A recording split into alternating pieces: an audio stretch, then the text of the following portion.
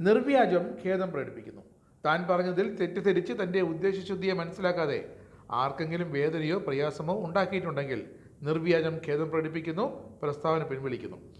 ഇതാണ് നമ്മുടെ സംസ്കാരം ഒട്ടും തൊട്ടു തീണ്ടാത്ത സാംസ്കാരിക മന്ത്രിയുടെ ഏറ്റവും പുതിയ വാക്കുകൾ. എന്തായാലും ഖേദപ്രകടനം നടത്തിയല്ലോ, ഇനി വാർത്താ സമ്മേളനം ഒന്നും വേണ്ട, വിശദീകരണം വേണ്ടെന്നാണ് AKG സെൻറ്ററിൻ്റെ തീരുമാനം. മൈക്ക് കണ്ടാൽ ഹാലിളകുന്ന കക്ഷിയായതുകൊണ്ട് വായ തുറന്നാൽ അടുത്ത ബോംബ് എന്താണെന്നോ എവിടെ വീഴുമെന്നോ ആർക്കും ഒരു പിടുത്തവുമില്ല. സജി മന്ത്രി വായ തുറന്നാൽ AKG സെൻറ്ററിലെ ചുവരുകൾ പോലും നെടുമുറിപ്പിടുമെന്ന അവസ്ഥയാണിപ്പോൾ. ഭരണഘടനയെ കുറിച്ച് പണ്ട് നടത്തിയൊരു തലോടലിൽ മന്ത്രിപ്പടി പോയി വീട്ടിലിരുന്നതാണ്, എന്നിട്ടും പാഠം പഠിച്ചില്ല. അന്ന് ബിഷപ്പിനെതിരെയും വീഞ്ഞിനെതിരെയും ഒക്കെയായിരുന്നു അന്നത്തെ പ്രയോഗം. ഇപ്പോഴോ പൊല്ലാപ്പുകൾക്ക് ഒരു കുറവുമില്ല.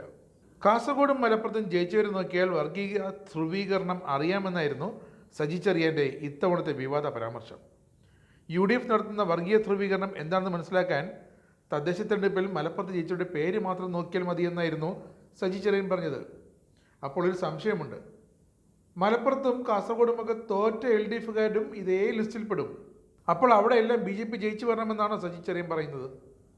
ഇന്ത്യയിലെ പല സംഭവങ്ങളിലും ഇതാണ് സംഭവിക്കുന്നതെന്ന് സജി ചെറിയാൻ വ്യക്തമായി പറയുന്നു. അപ്പോൾ BJP ജയിക്കണം, അതിനു വേണ്ടിയിട്ട് LDF തോറ്റാലും UDF തോറ്റാലും ഒരു പ്രശ്നവുമില്ല. പക്ഷേ അവിടെ വർഗീയമാണ് മുഖ്യമെന്നാണ് സജി ചെറിയൻ്റെ നിലപാട്. ആ നിലപാടാണ് ഇപ്പോൾ നിർവ്യാജം ഖേദം പ്രകടിപ്പിച്ച് പിൻവലിച്ചിരിക്കുന്നത്.